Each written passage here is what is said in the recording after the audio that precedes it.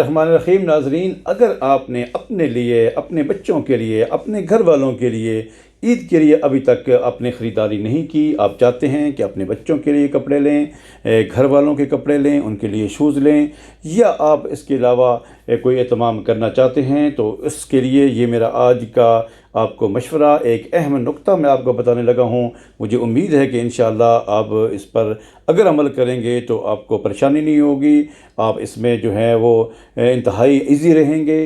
वो नुक्ता ये है कि जिस तरह कोविड की सूरत हाल है और पूरी दुनिया अल्लाह माफ़ करे इसकी लपेट में आ चुकी है, और इंडिया की तो ये हालत है कि लोग सड़कों पे इस तरीके से भर रहे हैं, उनके ऑक्सीजन के लिए उनके पास सिलेंडर नहीं है, और यकीन करें कि इंतहाई बुरे हालात हैं।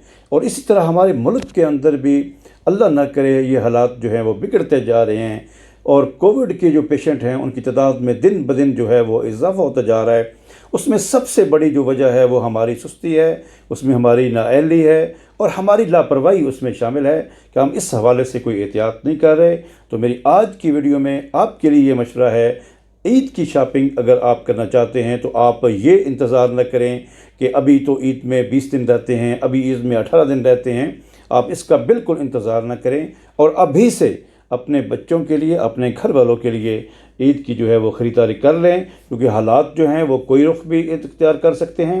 हुकूमत की जो है वो अभी स्टेटमेंट आ चुकी है कि 17 मई तक जो है वो हम इसकी लॉकडाउन को जो है वो वसी करते हैं, और 6 बजे तक आप शॉपिंग कर सकते हैं। लेकिन इसकी जिस तरीके से ये तेज़ी से बढ़ रही है तो कुछ भी सूरत जो है वो पैदा हो सकती है। तो मैं अपने नाज़रीन से कहता हूँ कि अपनी ख़रीदारी जो है वो अभी से कर लें, ताकि आपकी ईद जो है अपनों के साथ अच्छी गुजरे। अगर आपको ये वीडियो पसंद आई तो इसको ज़रूर लाइक कीजिए, शेयर भी कीजिए, और चैनल को सब्सक्राइब कर दीजिए। दुआ में याद रखिएगा। अस्सलाम वालेकुम व रहमतुल्लाहि व बरकातहू।